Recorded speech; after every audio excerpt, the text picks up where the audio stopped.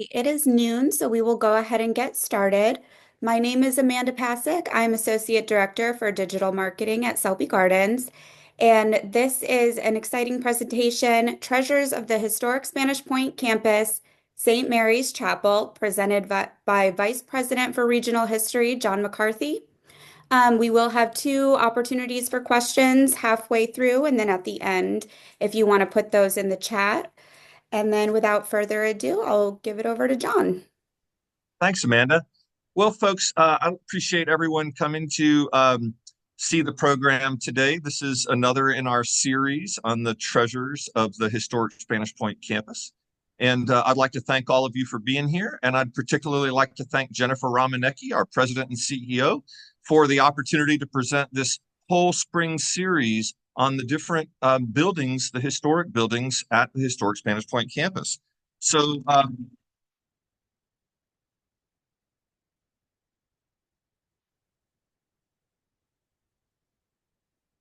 So I'm going to go ahead and share my screen now and just talk a little bit about where we've been and where we're going with the briefings. And so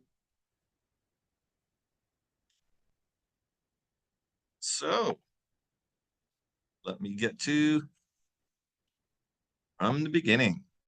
So uh, we have presented on the Guptill House in the Boatyard. That was our January presentation. In February, we talked about the Webb Packing House, which was also a reproduction of a historic structure. Today, we're going to talk about Mary's Chapel. And next month, we're going to talk about White Cottage, what started out as the Webb family dormitory, and then now is our White Cottage where we have our cafe. So, Mary's Chapel, an amazing little building out in the woods with an amazing history that we're going to do a deep dive into today. And really, what we're going to talk about is this amazing history and the amazing preservation ethic that went into bringing this chapel back to life. This is a photograph from about 1909. This is taken by the same photographer that took the classic photograph of the Packing House that we saw last week. We don't know who that was, but they were traveling through the area and they made a series of postcards of old Osprey. And so this is kind of the classic photograph that everyone has seen of Mary's Chapel over the years. I've divided today's program up into three parts. First, we're going to talk about Mary Miles Sherrill. She was who had the idea for the chapel in the first place. She is who inspired the creation of the chapel, and we're going to learn a little bit about her and tell her story. Then we're going to talk about how the first chapel was actually built and how it was used and what became of it. And then we're going to talk about how a new chapel was constructed in the exact same location, in the exact same way. And that's what our program is all about today. So we're going to start talking about Mary herself. And so this is a photograph of Mary Miles Sherrill. She was born in Louisville, Kentucky, January 20th of 1871. And she was the daughter of Sarah Lilla Miles and Benjamin Mason Sherrill. She had four brothers and one sister. His sister's name was Caroline, and everyone called her Carrie. This is a family photograph, and it shows her father on the left, seated in the back, and then her mother seated on the right-hand side. And you can see Mary in the middle, in the foreground, and I have a little green arrow pointing to her. And you can see her older sister, Carrie, standing above her. Now, Carrie was only 2 years older than Mary, but you can see that Mary seems quite diminutive in this photograph. And the family says that she always had issues with health, and it was actually her health that brought her to Florida. She attended the New England Conservatory of Music. In particular, she attended the School of Elocution and the College of Oratory. The School of Elocution was a 2-year degree, and the College of Oratory, I believe, was a 4-year degree. And here's a little image on the right-hand side showing the New England Conservatory of Music in Boston, Massachusetts. And also, this is a little listing from the yearbook showing both Carrie and Mary from Kentucky amongst the other ladies at the school. And you'll notice that Mary very specifically has Mary M. Sherrill. She always used her middle initial, and that was Miles, which was her mother's maiden name. And so this is just a little look-see inside the New England Conservatory of Music. This is the central welcoming hall and the offices. And you see some women there dressed in the fashion of the day. This is the late 1880s, early 1890s. These particular images are from 1891. And then on the right-hand side, you see a little bit of information about the school, how much the room and board was for furnished rooms, which were shared. And then also what you got a pair of sheets and pillowcases and blankets and a bedspread. And then you had some charges for some incidentals.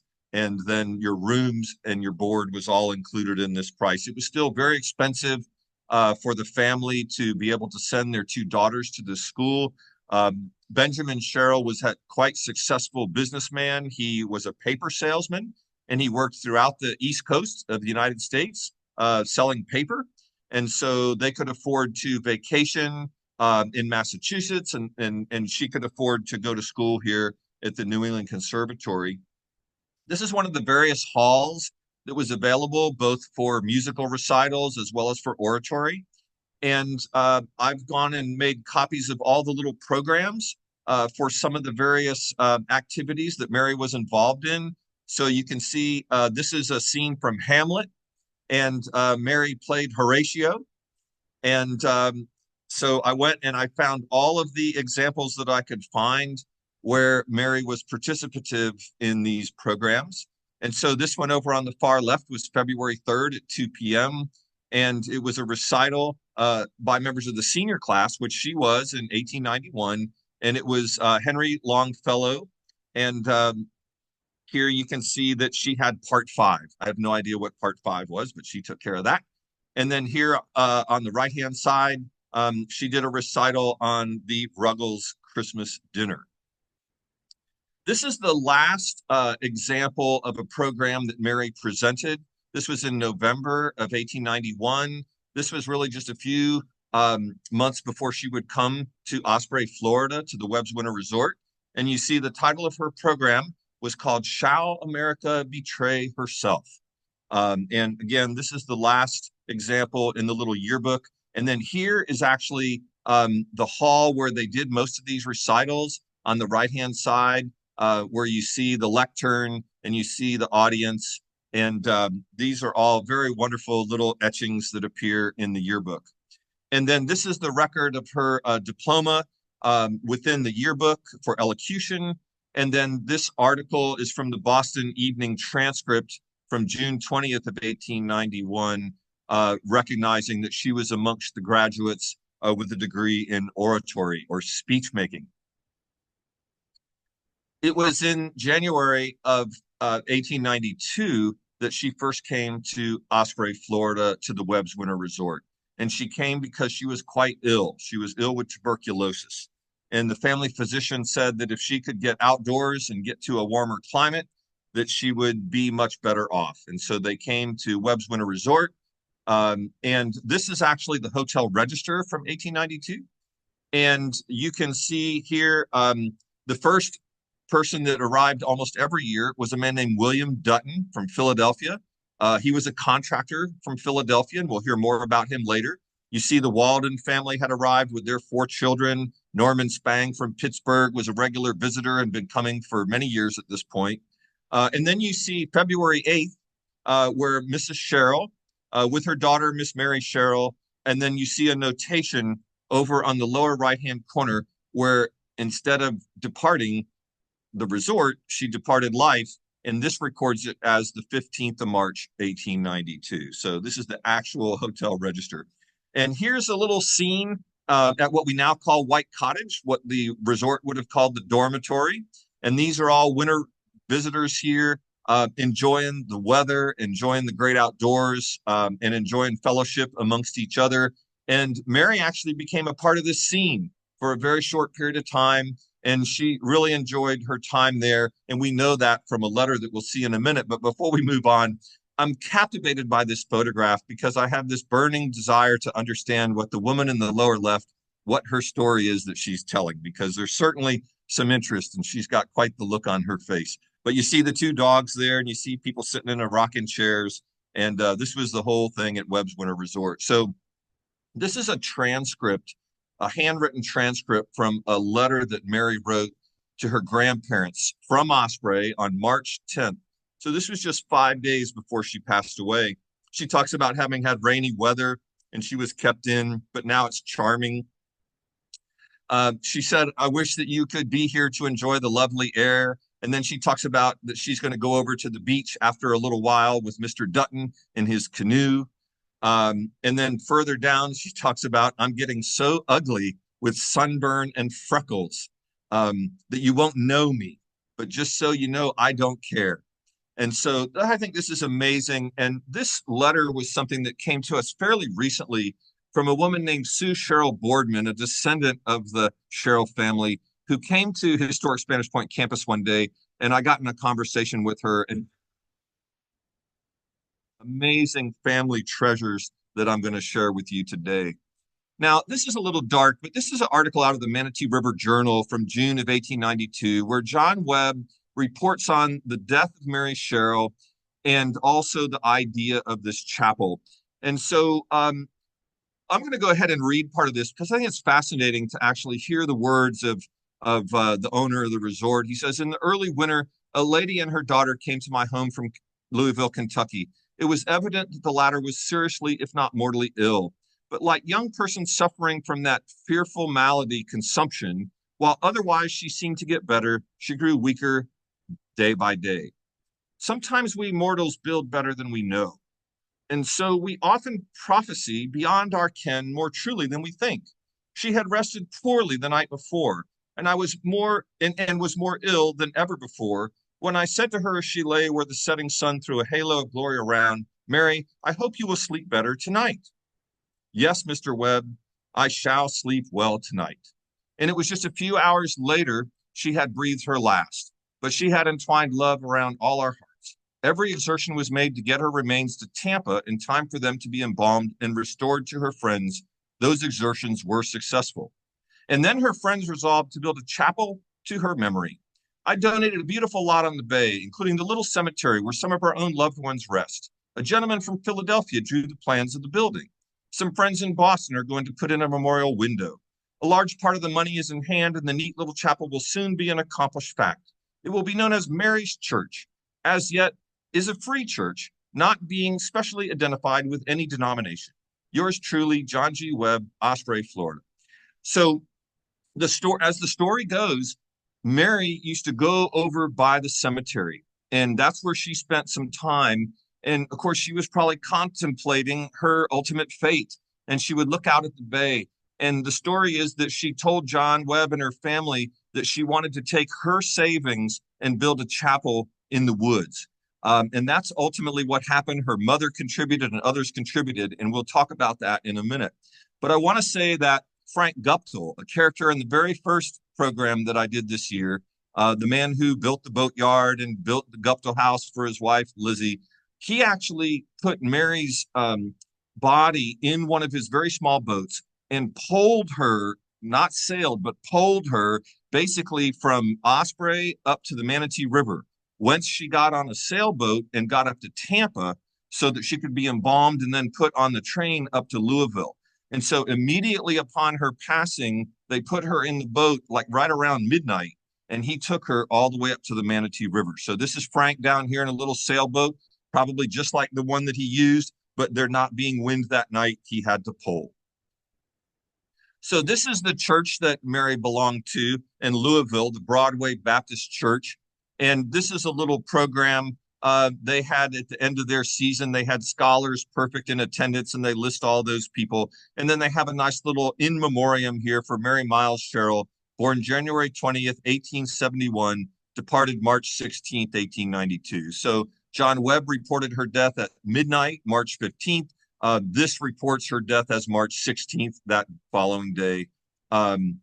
Modesty and meritoriously, she served the master in every department of the Sunday school. And then in the middle, there's an article that appeared in the newspaper talking about her having come to Florida and then passing away. And there's no need for her to go through the storms of life. And this is just amazing materials. These were all contributed by Sue Sherrill Boardman.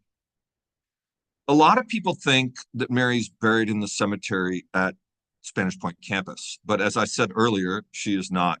But she was the first person buried in the family plot at Cave Hill Cemetery in Louisville, Kentucky. So here you see the list.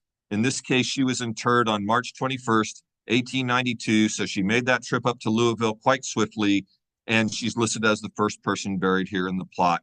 And then in the middle, you see the little permit that was issued for her interment there at Cave Hill Cemetery.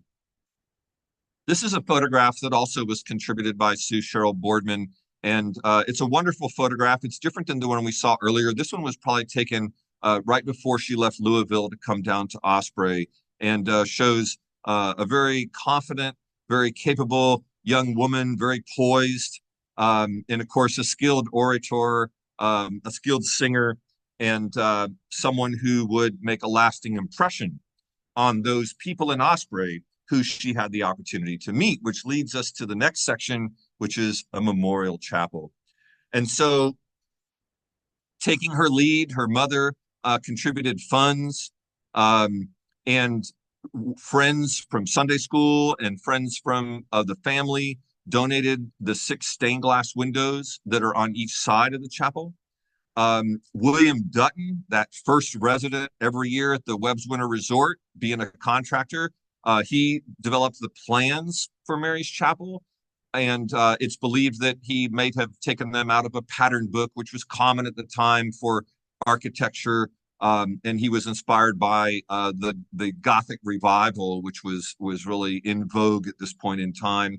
Will Webb, John Webb's son, actually built the chapel very skillfully. Never built anything like that before. A lot of attention to detail. He was a skilled boat builder at this point. So he used his boat building skills that he had learned from Frank Guptill to build the chapel. And inspired by the generosity of the Sherrill family in paying for the construction of the chapel, John and his second wife, Emily, deeded the property to a set of trustees, and that also included the cemetery.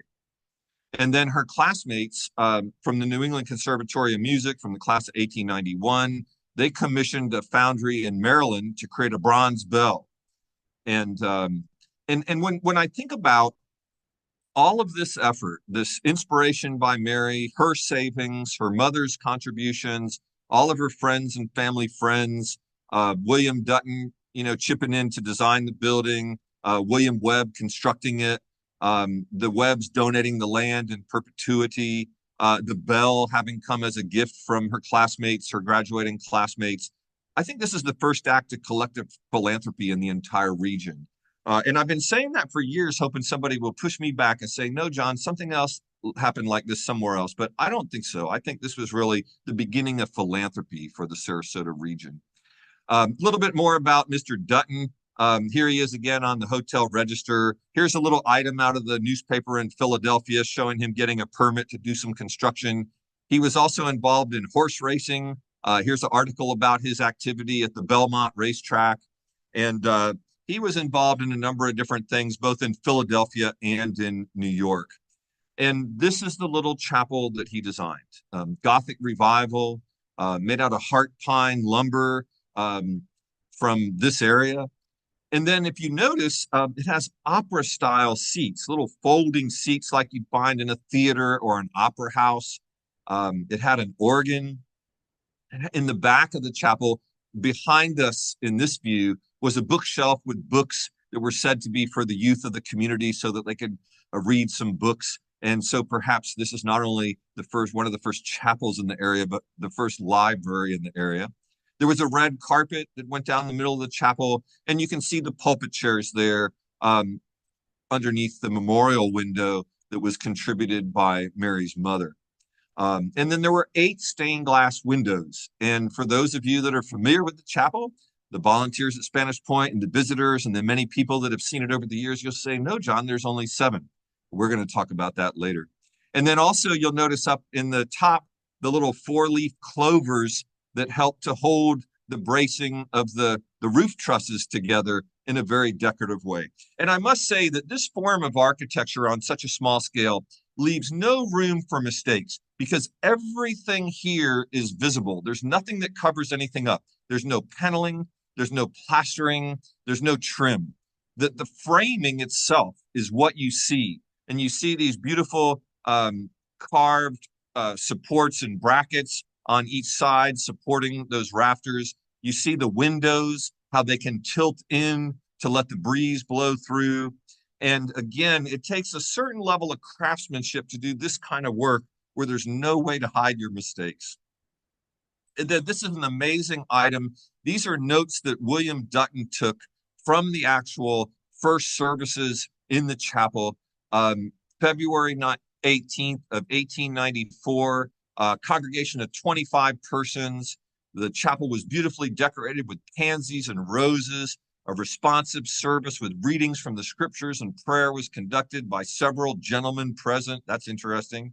Mr. Dutton, and as organist in the choir, a charming solo tenor, and several fine lady singers who assisted in singing the hymns with the grand organ, which quite filled the little church with harmony and melody. So this is just amazing documentation to have. And then at the bottom it says, "Dear Mary, I trust in her happy home, purified and blessed, doubtless looking down with joy upon this little band who worshiped and sang the praises today among the palms and the pines." And then this is excerpts from the deed from John Webb and his wife Emily to the trustees of Mary's Free Chapel. And he was very adamant that this would be a non-denominational chapel. And you can see the words that the conditions of the trust are that the aforesaid chapel shall be called Mary's Free Chapel, that it should not be leased or put under the control of any denomination or sect, but shall be free for the use of any respectable religious persons who shall wish to hold religious services in it. And then here are the trustees, Mr. Sherrill, Mary's father, William Dutton, shown here as being from New York, although he had business in Philadelphia and New York, William Webb, John Webb's son, who built the chapel, Robert S. Griffith, who was the clerk of court and had married Anna Webb, one of John's daughters, and Lizzie Webb Guptill. Those were the trustees, and this was in 1894. And the document also recognizes the Sherrill family contribution, $441 for the construction and $224 and change for the furnishings. And then this is an article that has been retyped, and this is from March of 1896, noticing the bell that had been donated by the New England Conservatory Music class of 1891, and goes on to talk about that. But I've kind of cleaned this up a little bit. And so over on the left is a dedicatory hymn to the bell that was recited that day at the chapel. And the inscription on the bell says, "Presented by the class of 1891, College of Oratory, NE, or New England Conservatory, Boston, Massachusetts." And then a quote from scripture, "Mary hath chosen that good part which shall not be taken away from her." And so just to review some key dates in the creation of Mary's Chapel, it was February 8th when she and her mother arrived at Webb's Winter Resort. It was March 15th, midnight, March 15th, 16th, where she passed away at the resort. It was June 9th, 1892, where John Webb proclaimed his intent to have the chapel there in Osprey, and that was published in the Manatee River Journal. It was that same year, of course, that they constructed the chapel. And by the way, I just did a little bit of a check of the inflation. $400 in 1892 would be $14,000 in today's dollars. And then in 1894, John and Emily Webb donate the land. And then in 1895, the bell arrives. And the day that the bell arrived, September 25th, 1895, the Webbs had the birth of their granddaughter. And Mrs. Sherrill asked that they name her Mary Bell. Well, they didn't like the name Mary Bell, so they said May Bell. And so she was May Bell Webb. And she didn't like that name because in school they would tease her and call her May Belly. So she actually changed her name to Mabel, which she used for the rest of her life. But being born on the same day that the bell arrived was a big deal in the Osprey community. And it was actually on March 8th, 1896, after they built a belfry on top of the chapel where the bell was rung for the first time. So just to review some of the people that we've talked about, the Webb family, of course, owned all the land through their homestead acquisition, and they made it available through that trust. Mary, who was the inspiration for it, her mother, who funded it and did the memorial window, which is at the end of the chapel. Mr. Dutton, who I've said, who drew the plans, and Will Webb, who constructed it, and again, the trustees of the chapel. Now, I wanted to kind of put this in perspective from a regional standpoint because it's interesting to understand how few houses of worship existed in the region at this time. And so the first actual church building constructed in Sarasota was in 1874 by the Friendship Baptist Church in the Bee Ridge area. And this was a log church that you can see a watercolor image of that was actually drawn in 1875. And it has a palmetto thatched roof. And it was just a log church in the woods that various denominations would use. But this was located where the SCAT bus terminal is on Pinckney Avenue today. And then another iteration of that same congregation built a new church in 1886, and they moved it north, up just north of Bay Vista, and it is currently today on Ponder Avenue. It used to be Friendship Baptist Church. Now it has a new name, but it is still there from 1886, one of the oldest buildings in Sarasota. Then also in that same year, in 1886, the Myakka United Methodist Church was constructed. That building is still there in Old Myakka. And then in 1887, the Episcopal Church in Sarasota built a very small chapel on Pineapple Avenue. This would become ultimately the Church of the Redeemer congregation in downtown. And then 1892, I've highlighted Mary's Chapel in Osprey, so you can kind of see where it fits in. It was the fifth house of worship constructed in the region. And then in 1893, the following year, the Methodist Church built a chapel downtown. And then in 1896, the Bethlehem Baptist Church, this was the first African-American church in Sarasota, built a church on Mango Avenue, which is now Central Avenue. This was down north of downtown Sarasota. And then in 1903, Jesse Knight and Rebecca, his wife, built a church down in Venice, actually in the Nokomis area, although they called it Venice back then.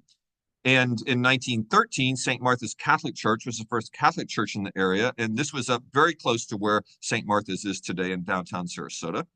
And then in 1921, the Crocker Memorial Church was built on Bee Ridge Road next to the little cemetery there, just east of 41 and north of Bee Ridge Road. And that one has been relocated twice, first up to Old Bradenton Road, where it served a congregation for many, many years. And then actually it's been moved 3 times. Then it was moved over by Rosemary Cemetery. Then it was moved again up to Pioneer Park and is the headquarters for the Historical Society of Sarasota.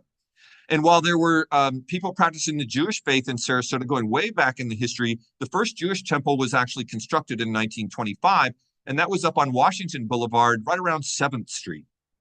And then down in Inglewood, they've recently restored and relocated the historic Green Street Church there, which is the headquarters of the Lemon Bay Historical Society. So this is kind of just a snapshot. And okay, so I told you about the image on the top. The image on the bottom there is an image that I drew back in the 1980s with the help of Ethel Reed Hayes, because we had no image of the original Payne Chapel African Methodist Episcopal Church from 1903. There's a large building up there today on the same location, but I basically drew this from her memory, sitting with her on her front porch, and she described to me what it should look like in my drawing. And then I wanted to share with you some little news items about the chapel. And here's a wedding in the chapel in 1912, written up in the newspaper, and they reference Mary's Chapel. And then here are a couple of items of interest. Here, Dr. Nash from New York was conducting services at Mary's Chapel on the far left. And then there's an article about they're going to do some services the fourth Sunday in December at Mary's Chapel. And then also it's kind of interesting that purple arrow down there is pointing to Mrs. Potter Palmer having a little oyster roast, which has nothing to do with Mary's Chapel, but I thought it might be interesting. And then there's an article here about, at the request of the church, Mrs. Paik, a congregationalist, will conduct mid-service making church twice a month. So they'd have different faiths sharing churches on different Sundays. And then it talks about on every Sunday afternoon, there'd be Sunday school in Mary's Chapel, and that's from 1912. And then here again, Dr. Nash is back at Mary's Chapel. And then this talks about, they did a little New Year's Eve party. They called it a watch party in Mary's Chapel. And there were 21 of the youth of the community came for that. And that was 1915. Here's talking about Christmas at Mary's Chapel and how it was beautifully decorated. and they had quite the little event there. And they said this was the biggest Christmas celebration that they'd ever had in Osprey. And now, kind of moving up on time in the 1920s and 1930s, now there's many more churches in the area. There's another church right out on the Tamiami Trail there in Osprey, and others are starting to crop up. But here it still talks about during the past winter, non-sectarian religious services have been regularly held every Sunday at 11 a.m. at the little chapel near the bay at the north end of the village of Osprey. This chapel is known as Mary's Memorial Chapel. And down at the bottom, it says that these services has been characterized by the utmost harmony and good fellowship and have done much to make tourist life here more pleasant. And then this one also, this article on the right is just interesting in its mention of Mary's Chapel. It talks about the largest and oldest oak tree that they could find, and it stands on the shore of Osprey Bay between the home of Dr. Burroughs, which is south of the chapel, and Mary's Chapel. And it says the tree is 27 feet in circumference at the base, 5 feet above the ground. It measures 19 feet in circumference. The tree is hollow owing to a fire that nearly destroyed it years ago, and 6 men could stand quite comfortably inside the hollow.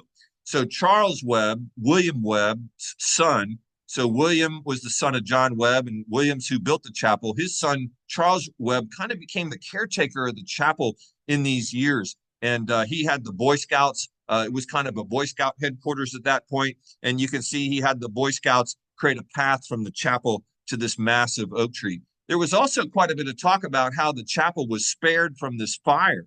It burned everything around it, but it didn't burn the chapel.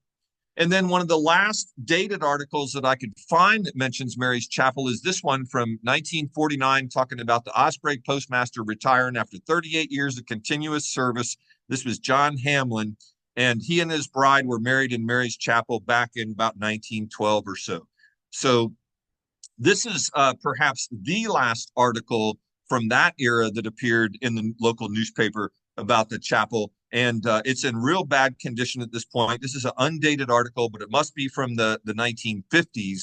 And it shows these 2 young boys. Maybe they were on a school trip, or maybe they were just down there exploring. But the article was written in the newspaper, and it talks about how the chapel has been safe from the fire that came through the area, but it also talks about its severely deteriorated condition.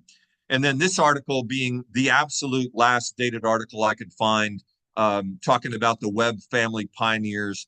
And it mentions the chapel, and it says, the tiny chapel was built among a setting of ancient oak trees and set out by the early Spaniards 200 years ago. That's kind of interesting. But it also describes it at this point as now in ruins. So with that, I think we'll stop. And I'm going to stop the share. And if any of you have questions and have placed them in the chat, Amanda will field the questions to me. All right. How did Mary, hang on one second. How did the chapel survive all those years? Well, I think that part of it was that it was made out of this heart pine timber, which is like rock hard wood, and it's from the pine trees of the area. And if it's the heart of the wood, the termites don't really want to eat it. They'll eat it if there's nothing else to eat. But I think it was also just so skillfully made, and then it was structurally sound. All of the way that the rafters kind of overlap and crisscross and brace, and then even the braces on the outside.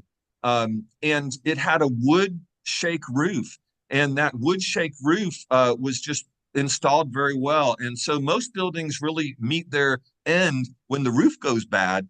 And so somehow that wood shake roof was maintained over those years. Charles Webb probably helped with that in the latter years. And so I think it's kind of a miracle that it survived.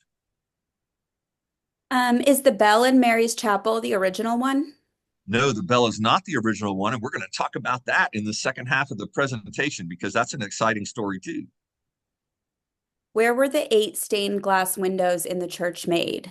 Yeah, that's a great question. So they would not have been made locally. It's possible that they were made in Louisville, Kentucky, and I only suggest that because that's where the family was from.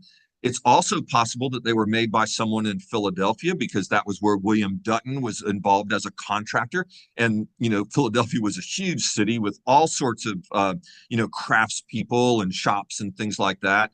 And so that's a possibility. And the bell itself was made in Baltimore, which again was a large port city with a lot of artisans and a lot of shops. So I think it was probably one of the three, but perhaps one day we will discover where the stained glass windows were made, but we do not know. All right. And then one more. Did hurricanes ever damage the chapel? Yeah, there was some in one of the articles there. It made mention of hurricane damage kind of being the final blow, and I think that was a hurricane in like 1954, 1955.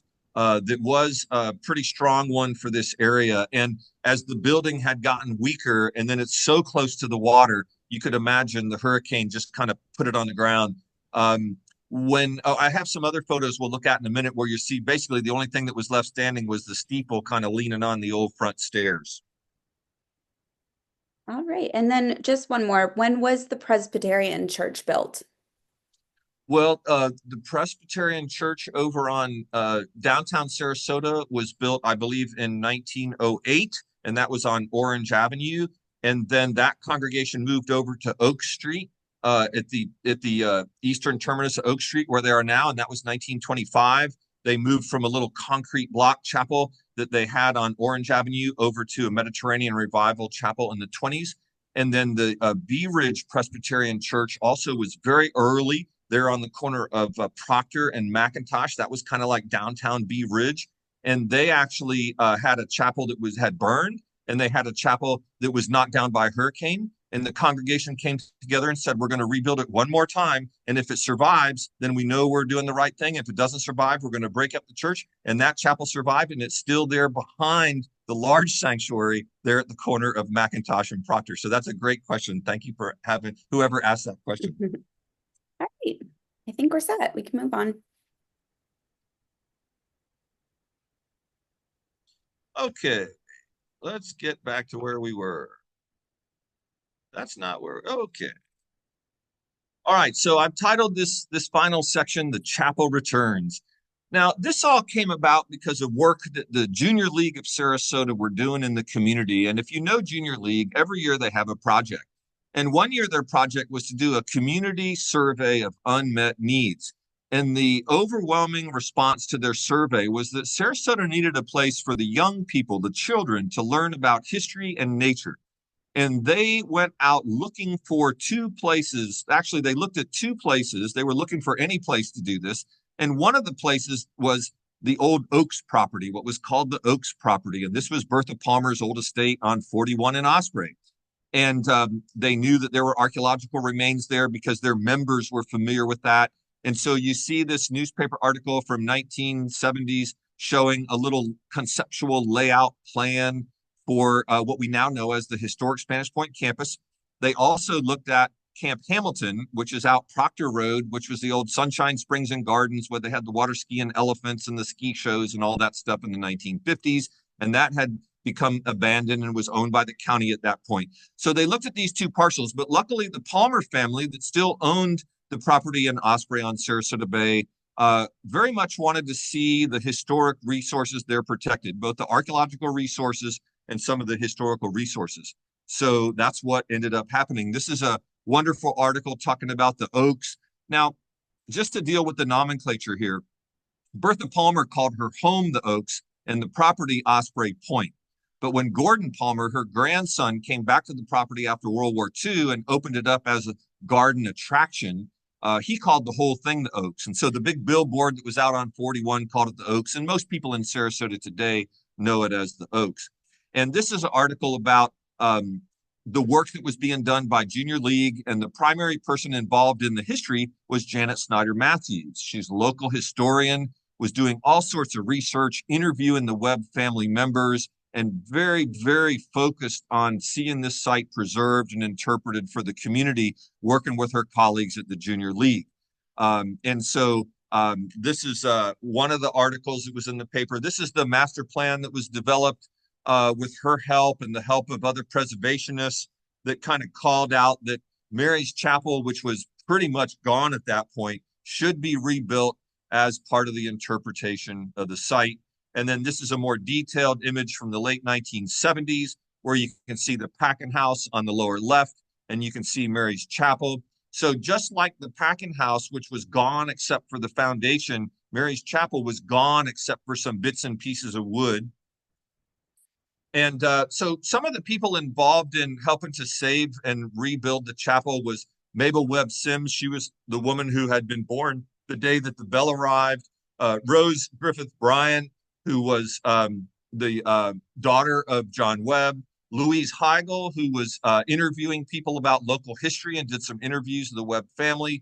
Gordon Palmer, who had the foresight to actually have someone sketch up some plans of the chapel and remove the 6 stained glass windows, which he felt were threatened by the imminent collapse of the chapel.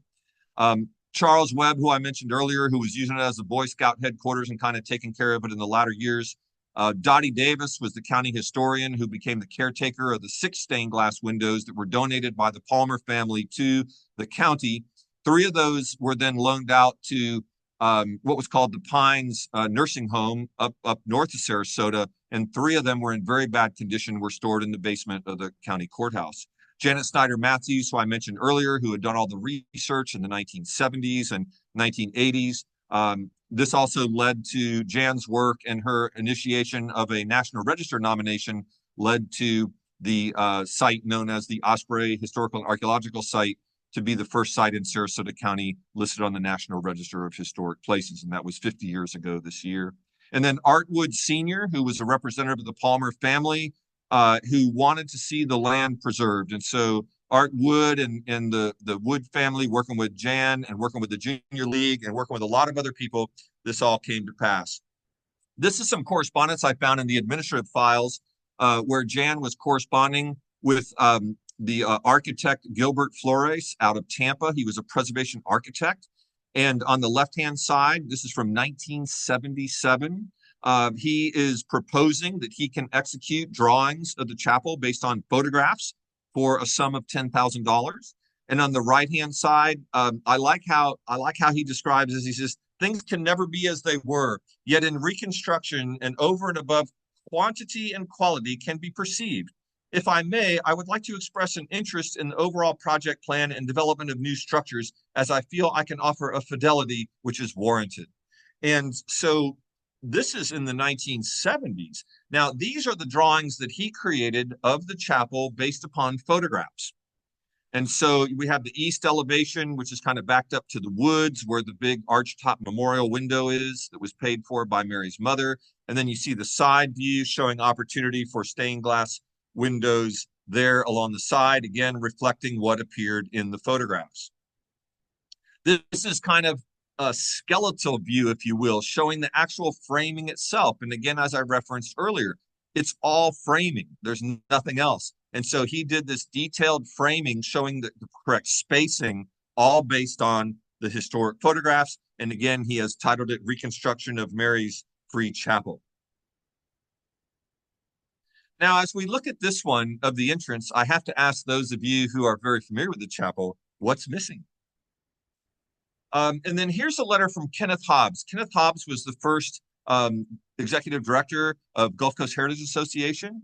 And this is where he's trying to kind of pick up the ball here in the 1980s. He reaches out to the architect Gilbert Flores in Tampa, and he writes this letter saying, hey, we'd like to get together with you. We'd like to have the slides of the drawings because we believe we're going to be able to move forward with the project to restore the chapel. And then this is another set of drawings that we have in the file. These were done by Walter Maycomer. And Walter Maycomer was the exceptionally skilled preservation architect who had helped Spanish Point out in restoring the Guptill House. And if you saw that program, you'll recall that I said that he was the architect in residence at Mount Vernon, and he had spent about 20 years helping to restore Colonial Williamsburg. So he was like the ultimate preservation architect. But what I find fascinating about this drawing is that the pitch of the roof is not correct. This is not what's reflected in the earlier photographs, although he did more detailed drawings that were marching toward getting a permit. So this is when he's restoring the Guptill House, and so he's doing these drawings, working off the other drawings so that we could get closer to a permit. And then Gil Waters stepped up. Gilbert Waters was a businessman here in Sarasota. He was involved in real estate, advertising, public relations. He was a city commissioner, very philanthropic. He basically approached Spanish Point and said, "I will fund the complete restoration of the chapel." And so this is a letter from the file on his letterhead and a photograph of him on the left. And then I went ahead and put a little photo of Mary in here because this is an amazing thing to rebuild a structure that's been pretty much completely lost. And so at this point in time, the Webb family members are starting to share more items. So it came to be that Maybelle had actually saved the bell out of the chapel and had it at her home. She saved the pulpit chairs out of the chapel and had those at her home. And so this is an article about basically bringing the bell back to Spanish Point because of the excitement about the reconstruction of the chapel. And then this is the groundbreaking at the site. And so we've got Linda Mansberger over on the far left-hand side. I think she was Linda Williams at that time. She was the executive director. We had Martha Ann Baranow, and she was the president of the organization. Gil Waters in the middle, proud to be there. And then Mabel Webb Sims with the shovel in hand, digging in the shell mound, breaking ground for the new Mary's Chapel. And then this is an image of Jan Matthews talking about the history, and she prepared a little booklet that had the little history of the chapel. So everybody's eagerly listening to this amazing story about this amazing little chapel. And then I've got a set of photographs here taken by a gentleman named Edouard de Merlier, who lived here in Sarasota and volunteered to take archival quality black and white photographs of the construction. And so this one's amazing to me. This is January 10th. This is the beginning of the work where they're laying out the corners of the chapel. And you can still see the rotten remains in the foreground of the old chapel. So they're literally building this right there where the old rotten wood is still right in the area. Here's another view of the chapel, and you see the corners marked off, and this gentleman kind of grading it out with a rake, and you see W.G. Mills Construction Company golf cart over here on the side.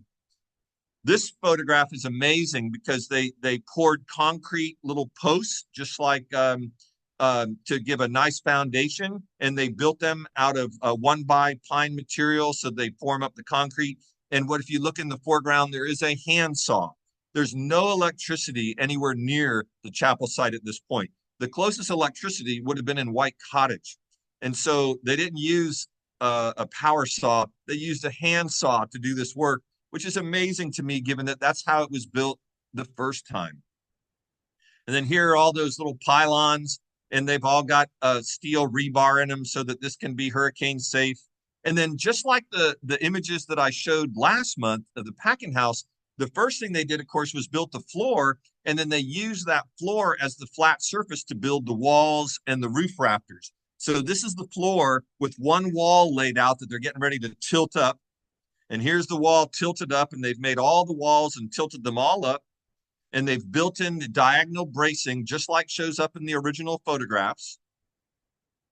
And then these are images where they're actually building the roof rafters on the floor. That's the only flat place around. And then they're standing them up and propping them up and bracing them up before they put the purlins on there and do the roof. So here's the siding going on. Again, this is the best pine wood that they could get, matched to the wood the way it appeared in the old photographs. And you'll see that the window cutouts at this point are just general. They're just little gaps in the wood, and they would come along later and outline and cut out those. And you see the curved cut, very decorative rafter tails above this gentleman here. Here they're putting the roof on, and there's a big tree leaning over the chapel that they ultimately decided that they needed to remove because it was kind of a threat to the chapel from the very beginning. And then here the shingles are going on, or wood shakes, as you will, and they just did it from ladders. In fact, we just had the wood shakes replaced on Mary's Chapel this past year. It was done by Shu Kaufman here in Sarasota, and they did it just like this with the ladders leaning up there. They did it exactly like this right before the hurricane. It came through without missing one shingle. And there's that tree, and you can see how it was kind of threatening the chapel. And then here's where they've cut out for the windows in anticipation of the windows coming back. And then here's a shot at the front of the chapel. And one of the gentlemen who's doing this craftsmanship work, you know, this is 40 years ago. And then what's missing from this image? Well, the packing house, because the packing house wasn't reconstructed until 4 years later. And then this is an image of the inside of the chapel. when it was completed. And you see the memorial window at the end was constructed based on photographs. The other windows were rebuilt, but all with the original glass. You see the original pulpit chairs, and you see the organ in the front. The organ is not original to the chapel. And then here's the old photograph that was used to develop the plans for the reconstruction. And side by side, you can see that this is extreme historic preservation. Tremendous attention to detail, tremendous craftsmanship, both back in 1890s as well as in the 1980s. Now, the one thing different is there aren't the like opera chairs. Instead, as the chapel was being completed, they couldn't find the opera chairs they were looking for, and Gil Waters secured these church pews and had them installed. And then here is the chapel as it's nearing completion. And again, there's something that seems to be missing. But I love this photograph because it just shows the pine wood before it got painted. And here are the inside windows. They're matched side to side. Again, these were donated originally by Mary's friends from Sunday school and other family friends, and they all pivot to let the breeze come in. And this is a memo that was in the file that reminded me of the early part of my career in history, because I served as the county historian back in the 1980s. And this is a memo from County Administrator Ed Maroney to the Board of County Commissioners, encouraging them to donate the stained glass windows that were in the county collection to Historic Spanish Point so they could be put back in the chapel. And you'll see 3 of them were valued at $1,000 each, because those were the ones that were being used up at the Pines nursing home. And then 3 of them were valued at $100 each. They were in really poor condition. And I was copied on the memo here. So I wanted to show that off to remind me of my days working for the county and the history. And then these are some receipts in the file. West of the Moon Studios in Tampa, Janet and Mark, they restored the windows using all the original glass and redoing the lead. And then Marvin's Woodworking, which was in downtown Sarasota, they restored and made the cypress casement for the windows and did a magnificent job. And the windows today are as they were then. And then this particular item that was in the file was a loan that I had made to Lillian Burns, who was the president of Gulf Coast Heritage at the time. She wanted to take one of the windows down to Spanish Point and show it off. And this was in 1985. So this was exactly a year before the chapel was reconstructed. And when I pulled this out of the file, I kind of wanted to brag about it a little bit. This was actually a form I typed up myself on an IBM Selectric typewriter. And I drew those lines with a ruler so that we could have a loan form for when people wanted to borrow things. And I signed it at the bottom. And I was bragging to Marlene, one of our research volunteers, about, hey, I had loaned this window back to Spanish Point back in 1985. And that Lillian Burns had become a good friend of mine. And she said, Lillian Burns, she said, I just saw a note from Lillian Burns as I was going through this file. And she pulls out this little tiny note in this little tiny proof of a 35 millimeter negative. And she said, John, what is this building? And I said, well, Marlene, I said, that's Mary's Chapel, but taken from a view that we've never seen before, because this is the only photograph I've ever seen that doesn't have the big oak tree in the way of the front of the building. And if you look up at the top, you see a round window. That's the 8th window. That's the round window that the Webb family used to always talk about, that there was a round window. And I thought that they were just not remembering it correct. But no one has ever seen this photograph before since back in the 80s. And it was so tiny, like the size of a postage stamp, maybe they didn't realize what it was. But Helen Caravelli had found this photograph. She was associated with the Historical Society. She had given it to Lillian, and it ended up in our permanent files. So here again, I say, what's missing? Well, that round window is missing because nobody really could see it in a photo. But also, you notice there's no belfry. So they had to go back to W.G. Mills and say, you know, the plans didn't show a belfry, but now that you're restoring the chapel, the family's donating back the bell, so we need a belfry. So they go up and they build that. And then here's actually W.G. Mills letterhead, the certificate of occupancy for the building, and the ledger of all the expenses. Gil Waters had contributed $25,000, and the project only went over budget by $597.14. So that was pretty darn good. And then this is one of the earliest photographs ever taken once the chapel was painted white. You see the cemetery in the foreground, but there's no fence around it yet at this time. And then this is the items from the dedication of the chapel. back in 1986. And Linda Williams as executive director, Martha Ann Barano as the president. And here's a photograph from that opening ceremony, and acknowledging all the different partners and people that had helped out with contributing time or materials or financial consideration, with a big shout out to Gil Waters. And then this is, believe it or not, Mabel Webb Sims on the front porch of the chapel, that she had been born the day the original bell arrived. And here she was to celebrate the reconstruction. This is one of the pulpit chairs that she donated back. There are two of them. And here they sit in that old photograph. The organ that's in the chapel now is not original, but is size similar to the one that would have been there. And then this is an article about bells are ringing again at the historic chapel. And then this is actually the two of the carpenters installing the memorial stained glass window, which was replicated based on broken pieces of glass that have been found at the site in one of the original photographs. Again, we've talked about a lot of these people today, so I don't need to go over it again. The only one here that I really haven't talked about is John Jatan. He got involved. He was a friend of Gil Waters, and he actually did some of the final architecture to get the permit, and then also designed the bell tower addition. And then Northern Trust Bank, which was the Wood family, the Palmer family was very much associated with Northern Trust Bank out of Chicago.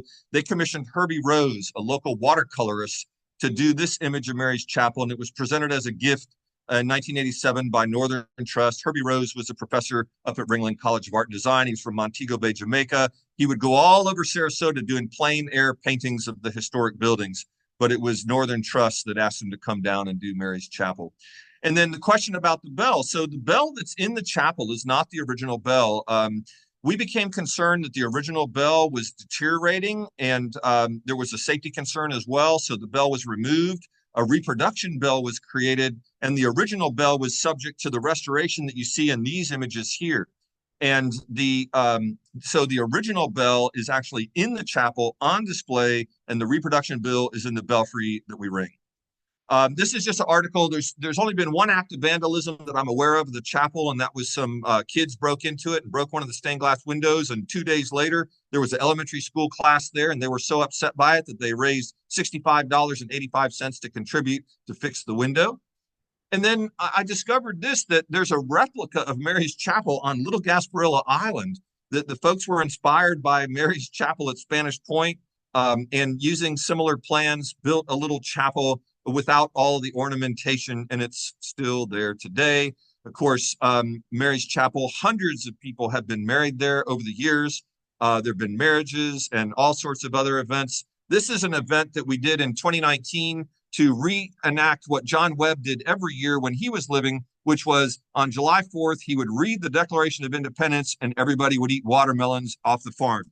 So Daryl and Mary Jane Ayers got together and kind of created this program. And we had volunteers reading the Declaration of Independence, and we all went and ate watermelon. And we had about 100 people here that day, and it was a really cool event. Then we're adopted by Marie Selby Botanical Gardens, and Mary's Chapel was actually featured in one of the sanctuary magazines here, with a nice photograph and the history of the chapel as we began to explore the historic Spanish Point campus as a part of Selby Gardens. And then this is an amazing letter I found in the file. This guy's a descendant of the Sherrill family. He was in an assisted living facility down in Fort Myers. They came on a bus trip to Spanish Point. He had no idea that the chapel was there, and he's reading the history of his own family member when he's there at Spanish Point, sent us this letter and gave us more background on the history of the family, which was awesome. And then again, Sue Sherrill Boardman comes to visit Spanish Point one day, gets in a conversation with me, and sends us all kind of materials, including this wonderful photo of Mary that we had never seen before. So Mary's Chapel, an amazingly inspired chapel from day one, non-denominational, available for any religious use in its early days, and now available as an asset to Marie Selby Botanical Gardens, representing one of the most carefully reconstructed historic buildings anywhere, with a tremendous attention to detail, and with so many original elements as a part of it, that it is just a miracle. And then here we are today, next to the cemetery, and Mary's Chapel with a brand new roof and looking good for moving forward into the future. So we'll see. We've got a couple minutes, not very many because I had a lot of slides.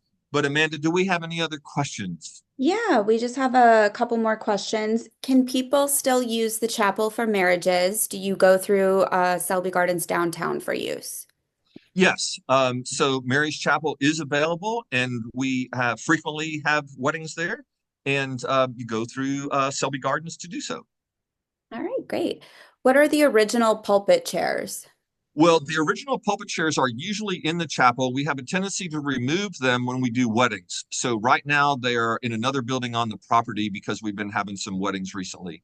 But we'll put them back, and for those volunteers that are leading tours, you can actually see the chairs in the photograph, the historic photograph that's on display. So you can point that out to people.